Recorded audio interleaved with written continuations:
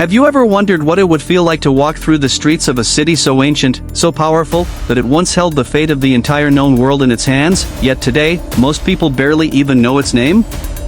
Welcome to World's Echoes, where forgotten civilizations and hidden truths are brought back to life. If you're fascinated by history that feels more like a mystery than a dusty old textbook, you're in the right place.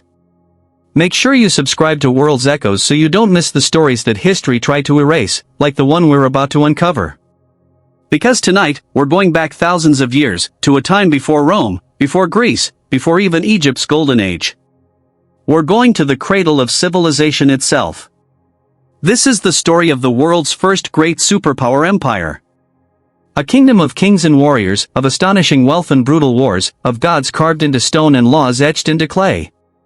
It was the empire that first learned to control land, rivers, armies, and people on a scale so vast that no one before them had even imagined it was possible. Yet, despite shaping the destiny of humanity, this empire has been swallowed by time, its glory scattered like dust in the winds of history. To understand the rise of this empire, we have to picture the world as it once was. Imagine the endless deserts stretching beneath the sun, broken only by the snaking blue lifeline of rivers. Imagine a land where the earth cracked with thirst, but where floods, when they came, turned the soil into paradise. This was Mesopotamia, the land between two rivers, the Tigris and the Euphrates. It is here, thousands of years ago, that humans first dared to build cities, write laws, wage wars, and dream of empires. And it is here that the world's first great superpower was born, the Akkadian Empire. But why don't we hear about the Akkadians as often as the Romans, the Greeks, or the Egyptians? Why does the name of their mighty king, Sargon of Akkad, not echo through history classrooms the way Alexander the Great does? The answer lies not only in the sands of time but in a story filled with conquests, betrayals, natural disasters, and one of the greatest collapses in human history. The Akkadian Empire began around 2334 BCE, under the leadership of a man who rose from nothing. Sargon's story is the stuff of legend. He wasn't born into royalty. He wasn't the son of a noble house. In fact, his story begins with abandonment. According to ancient tablets, his mother set him adrift in a basket on a river. Sound familiar? Thousands of years before the biblical tale of Moses, Sargon of Akkad began his life as a foundling, raised by humble hands, only to rise and become one of the most powerful men the world had ever seen. Sargon didn't just rule a city. He united dozens of them. At a time when Mesopotamia was a patchwork of independent city-states constantly at war with each other, Sargon carved out something new: an empire. He created the first professional standing army in history, soldiers who served the state rather than a single city. With that army, he marched across Mesopotamia, conquering lands, building cities, and forging a legacy. Now pause for a moment and imagine what that meant to the people living back then. For centuries, their entire world had been their city walls. Outside was chaos, danger, enemies. And suddenly here comes Sargon, breaking those walls down, telling them they were part of something larger, something grander, something terrifying, an empire. This empire stretched from the Persian Gulf all the way to the Mediterranean Sea. Think about that. Thousands of years before Rome dreamed of such borders, Sargon's armies marched across deserts and mountains to control trade routes, fertile farmland, and rivers that fed life itself. His vision wasn't just war. It was about creating a system of governors, administrators, and scribes who could manage these vast lands. In many ways, the blueprint of every empire that came after, from Babylon to Persia, from Rome to Britain, was written first by the Akkadians. And yet, today, most people barely know their name. This is what makes their story so haunting. Because like so many empires after them, they rose quickly, burned brightly, and then collapsed into dust. But the Akkadians didn't just collapse quietly. Their fall was catastrophic, and it shook the foundations of human civilization. So, what exactly happened to them? How could the world's first great superpower empire vanish so completely that history almost forgot it ever existed? That's exactly the journey we're going to take in this story. Stay with me, because the deeper we go, the stranger it gets. And if you're enjoying this exploration so far, don't forget to subscribe to World's Echoes, because this is just the beginning. Sargon's rise to power is one of those tales that feels less like dusty history and more like the opening scene of an epic film. Imagine the setting, the crowded markets of Kish, a bustling city-state in Mesopotamia. Merchants shouting, donkeys carrying baskets of grain, children running barefoot through the streets, while priests in towering temples performed rituals to please their gods. Somewhere among this chaos, a young man named Sargon was serving as a cupbearer. That was his first role, pouring drinks at the royal court. Now, at first glance, a cupbearer might sound like a servant, and in some ways it was. But in the ancient world, being a cupbearer also meant proximity to power. It meant trust. You were one of the few people standing close enough to a king to serve him his drink. And that closeness gave Sargon something no ordinary man could dream of: insight into how power worked. At some point, and the details are clouded in both myth and reality, Sargon seized his chance. Some say he overthrew his master, King Yarzababa of Kish. Others claim he rallied soldiers to his side and simply took what he believed was his destiny. However it happened, Sargon didn't just become another king in a city-state. He thought bigger. Much bigger. What set him apart was his vision. He didn't see the world as a chessboard of small, squabbling cities. He saw the possibility of something no one had yet dared: unification.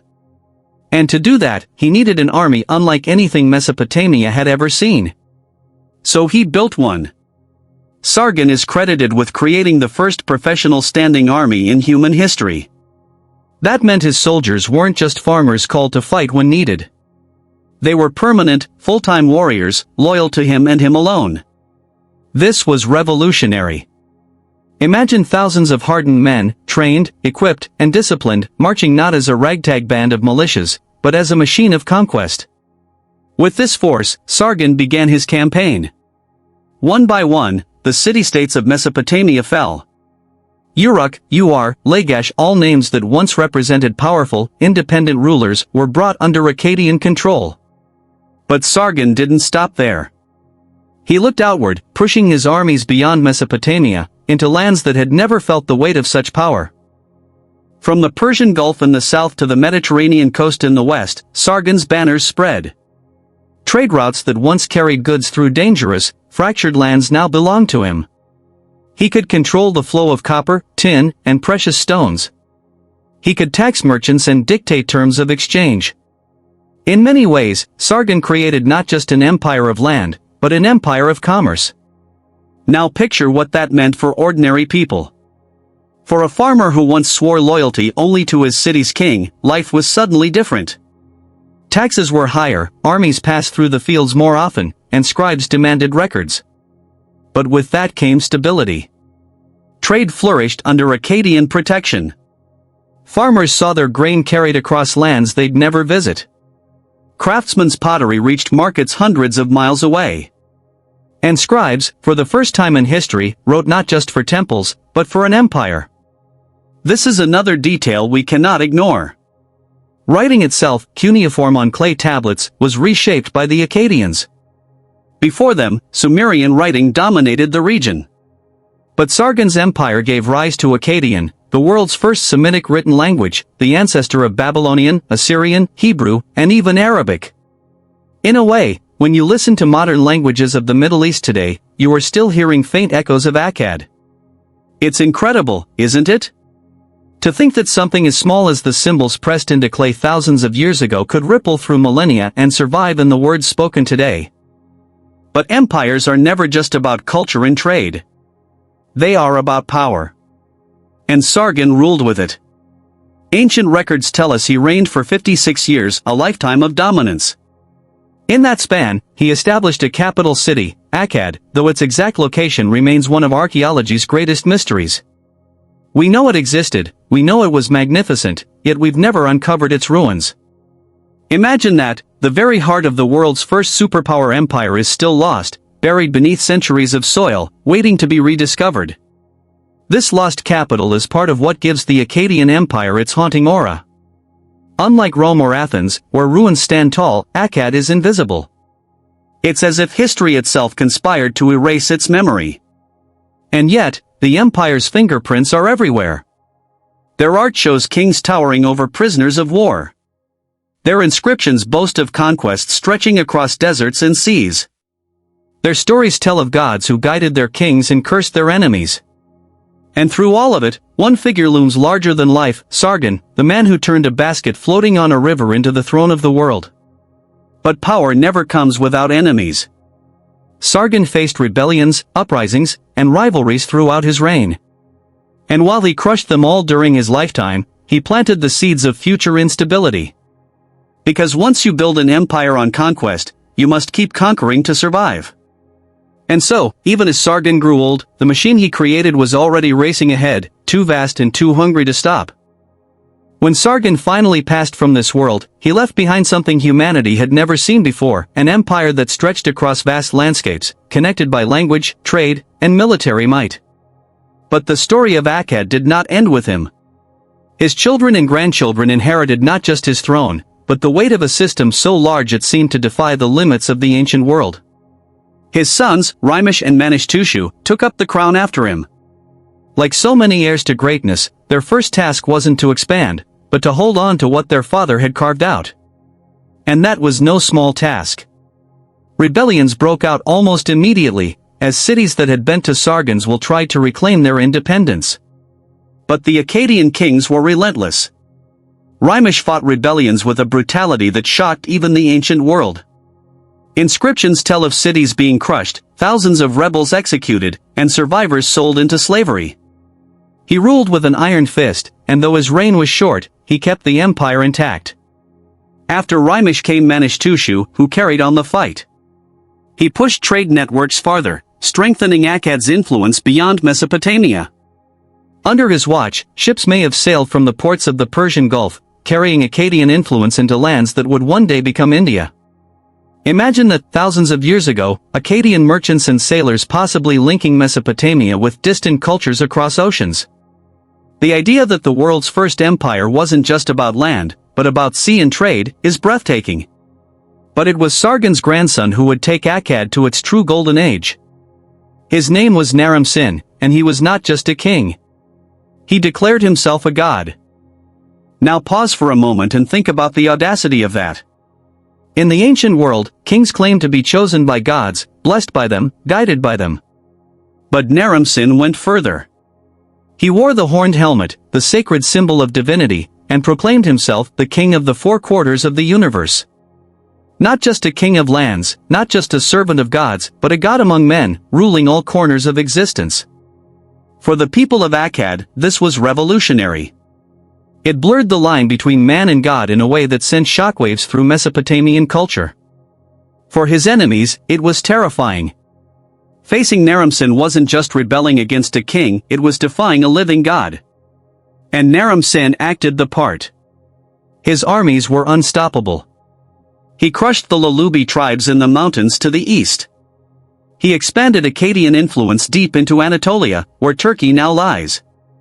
He subdued the great cities of Mesopotamia again and again, leaving behind inscriptions of his victories. One of the most famous is a stone carving known as the Victory Stele of Naram-Sin. If you look at it today, you see Naram-Sin towering above his enemies, leading his soldiers up a mountain, trampling his foes beneath his feet, while the gods above shine down on him. It is more than a record of conquest, it is propaganda carved in stone, a statement to the world that Akkad was invincible. And for a time, it was. Under Naram-Sin, the empire reached its height. Trade flourished like never before. Akkadian became the language of diplomacy, spreading far beyond the empire's borders. Cities grew wealthy, farmers prospered under the empire's vast irrigation systems, and for a brief shining moment, Akkad looked like it might last forever. But as history has shown us time and time again, there is no such thing as forever. For Naram-Sin's boldness also brought him enemies. Declaring himself a god may have terrified some, but it enraged others. Religious leaders whispered that his arrogance would bring divine punishment. Rivals in neighboring lands plotted revenge. And deep within the empire itself, the seeds of collapse were already being sown. Because ruling an empire that stretched across deserts, mountains, rivers, and seas is one thing. Controlling it? That's another. The further the borders pushed outward, the harder it became to keep the heart of the empire stable. Governors far from Akkad began to act independently. Local revolts simmered, waiting for weakness at the top. And nature itself was about to strike in ways that no army could defend against. But before we dive into the chaos that would bring Akkad to its knees, take a moment to imagine what it must have felt like to live in those days. Imagine being a farmer watching soldiers march past, their helmets gleaming in the sun, carrying the symbol of a king who called himself a god.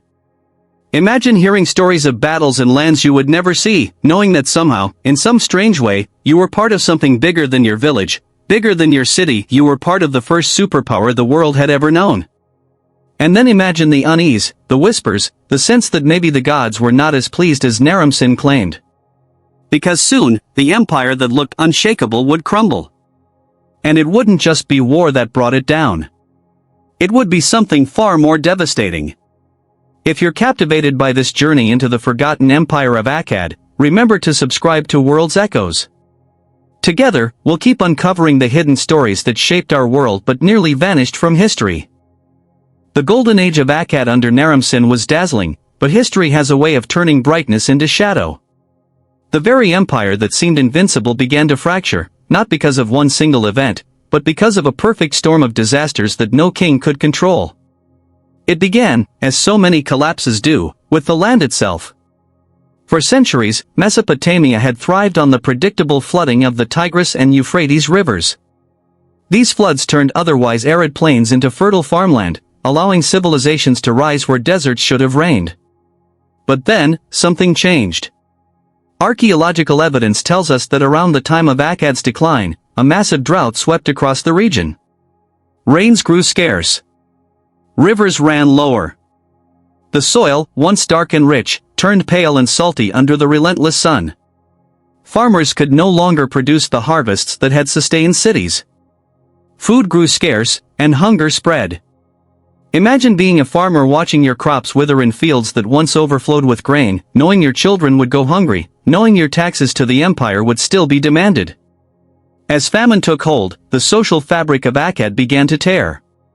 Cities that had once been loyal grew restless. Rebellions flared again, not just from the burden of empire, but from desperation. The empire that had once promised stability now seemed to demand too much while giving too little. And as if famine and rebellion weren't enough, outside forces moved in. To the east, in the Zagros Mountains, lived a people the Akkadians called the Gutians. To the powerful, urban Akkadians, the Gutians seemed like barbarians, mountain tribes without cities, without writing, living in rugged lands. But what the Gutians lacked in sophistication, they made up for in resilience and ferocity.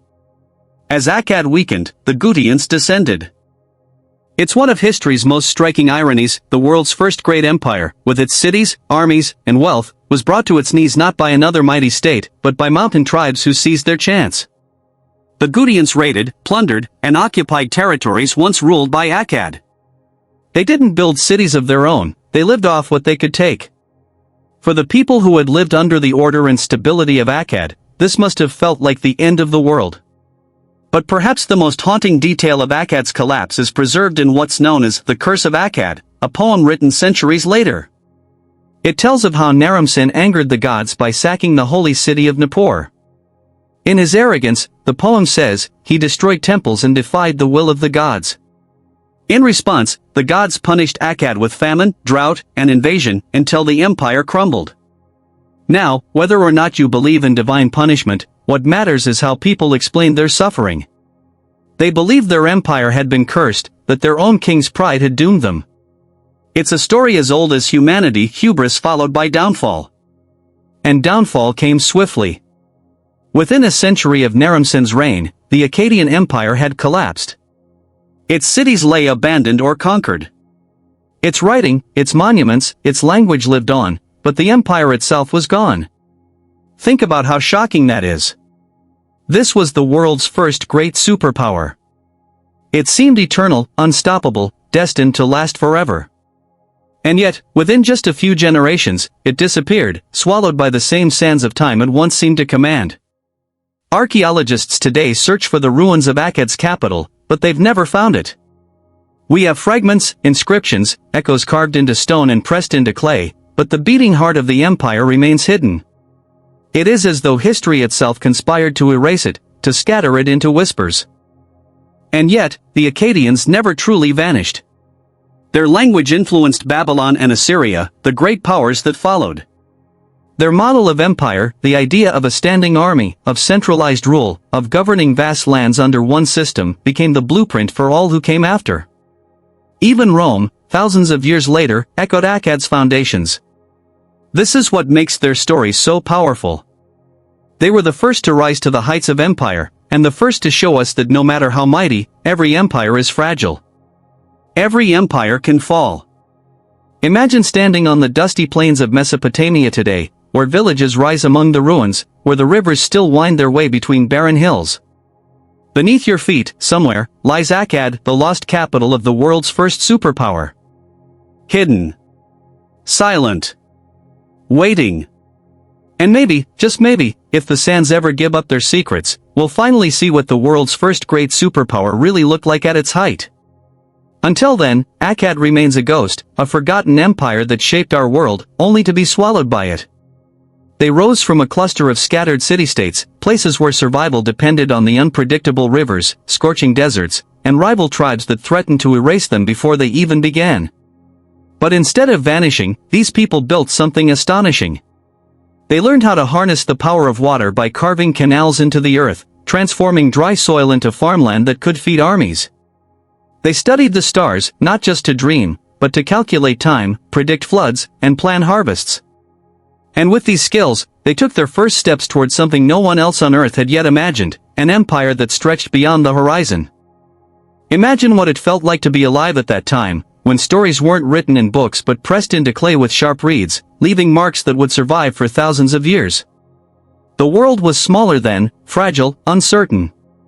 But within that fragile world, an idea was growing, an idea of power, of order, of a people who could command not just their neighbors, but the very flow of time and destiny. This wasn't just the birth of a civilization. It was the birth of domination. Their rulers were more than kings, they called themselves chosen by the gods, voices of the divine. Their word was law, and their palaces were symbols of both fear and wonder. Standing before these massive structures, decorated with images of lions, eagles, and warriors, you couldn't help but feel small, as if the world itself had been carved into stone to remind you of who truly ruled it. These weren't just buildings. They were messages, silent declarations that this empire had power over life, death, and history itself. But here's the strange thing, despite their influence, despite their genius, despite the fact that they pioneered writing, government, warfare, and trade systems still echoing today, so much of their story has been erased, buried, or forgotten. It's as if history itself wanted to cover its tracks, leaving only fragments for us to piece together like detectives of the ancient world. And what those fragments reveal is shocking. The first true superpower wasn't Greece, or Rome, or even Egypt. It was something far older, something more mysterious, something that even now refuses to stay hidden. Think about how powerful they must have been. Their armies marched farther than anyone had marched before, clashing with enemies in deserts, mountains, and rivers, carving their name into the world's first great military campaigns. Their merchants carried goods across lands that seemed endless, spreading not only trade but culture, language, and belief. Even their laws, etched into stone for all to see, demanded obedience not just from their people but from future generations who would copy, adapt, and refine them. This wasn't just an empire, it was the blueprint for every empire that followed. And yet, when we open most history books today, their name is either missing or buried in footnotes. Why? How could the world's first great superpower simply fade into the background of history's grand story? Was it destroyed by enemies? Was it swallowed by nature? Or was it deliberately erased, its memory pushed aside to make room for others? The story of Akkad is more than just a tale of kings and battles. It's a story about the fragility of power, the fleeting nature of glory, and the resilience of human ambition. The Akkadian Empire taught us that no matter how vast or advanced a civilization becomes, it is never immune to the forces of nature, rebellion, or time itself. Their rivers could dry, their cities could fall, and their armies could be overwhelmed. Yet, even in collapse, they left something behind, lessons written in clay, echoes of language that would survive for millennia, and the blueprint for every empire that followed. It's haunting to realize that Akkad's influence is still with us today. From the organization of armies to the administration of cities, from legal codes to the written word, the first superpower's fingerprints are everywhere. Every time we look at human history, every time we study the rise and fall of empires, we are seeing shadows of what the Akkadians began. They remind us that greatness can be built, but it can also vanish if it loses balance, foresight, or respect for the forces that govern the world. So, when you imagine the lost streets of Akkad, its bustling markets, its magnificent temples, and the armies that marched under the command of Sargon and Naram-Sin, remember this: history is full of empires that thought themselves eternal, yet were swallowed by time.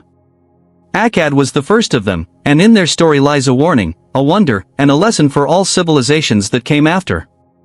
Now, think about this: how many other stories lie buried, waiting to be discovered, waiting to remind us of human potential and hubris? Could there be other empires, equally influential, whose names we may never know? Let me know what you think in the comments below. I'd love to hear your thoughts. If this journey into the world's first great superpower empire fascinated you, give this video a like. Share it with friends who love uncovering the mysteries of history. And don't forget to subscribe to World's Echoes, so you never miss a story that history tried to erase. Together, we'll continue exploring the hidden corners of our past, uncovering the echoes that shaped the world we live in today. Because in the end, Akkad may have been lost to time, but its story, its lessons, its awe-inspiring rise and fall, live on in us, and in every empire that dared to follow in its footsteps.